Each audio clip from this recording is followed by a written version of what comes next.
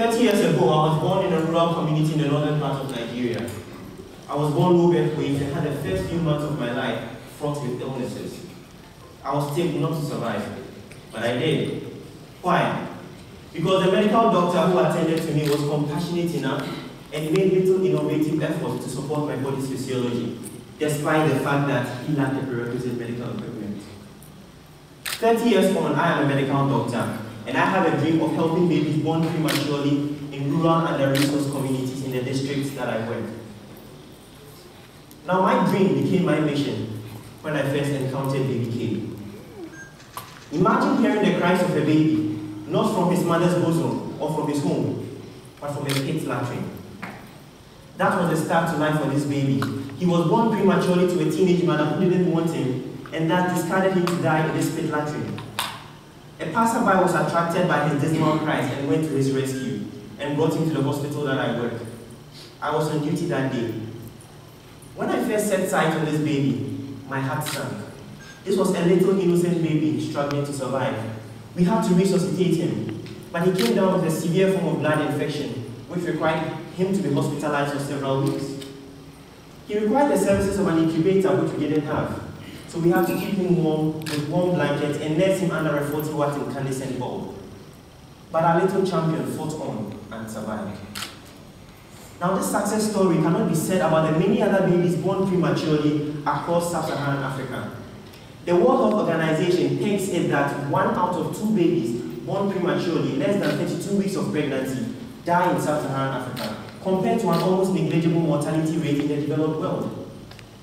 Startled by these statistics, I founded the Preemies Focus Group, a group whose charge was not only to ensure the survival of these babies, but ensure they had the best possible start to life.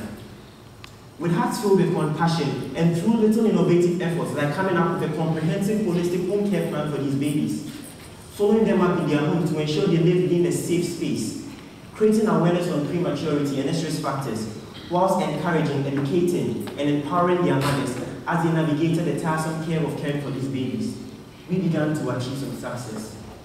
Soon 4 more babies survived, and 10 more, and 15 more.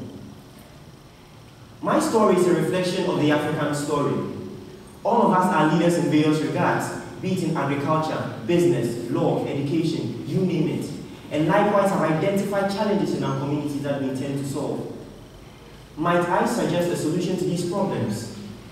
Innovation driven by compassion, not driven by ambition to have a name for ourselves or to be wealthy, but compassion for the needs of the African people. If we are able to approach it this way, we will be able to revolutionize agriculture and end hunger in Somalia. We will be able to strengthen our economies and come up with jobs for our youth to end the perilous migrations of Africans across the Mediterranean seas into Europe. We should be able to come together and come up with speedy counter-terrorism measures against activities perpetrated by Boko Haram and Al-Shabaab and make the African continent a peaceful place. Young innovators like William Kamkwamba was able to harness the wind and generate electricity, not because he cared about making a name for himself, but because he cared about simply powering his father's radio and giving light to his community. Richard Torreira was able to invent the fancy lion lights because he cared about protecting his father's livestock. So he used these lights to ward off lions and also to protect his community from lion attacks. Africa is Africa's to develop. Foreign aid is good, but it doesn't lead to the sustainable development that we need. It is up to us to find another way to bridge that gap by being more innovative, driven by compassion. And compassion just doesn't happen. It happens when we are able to relate with the problems. So it's up to us to roll up our sleeves, go into the community, understand the people, understand their problems. And when we're able to have an experiential knowledge of these problems, then we'll be able to come up with long-lasting solutions. It's difficult, it's tough, but we are tough young African leaders and can do it the tough way. And when all is said and done, and the sun sets on our generation and rises on the new generation, they develop and transform Africa. An African continent where all babies born prematurely will survive. Then and only then will our names be considered worthwhile to be mentioned alongside great names like Nelson Mandela. Thank you very much.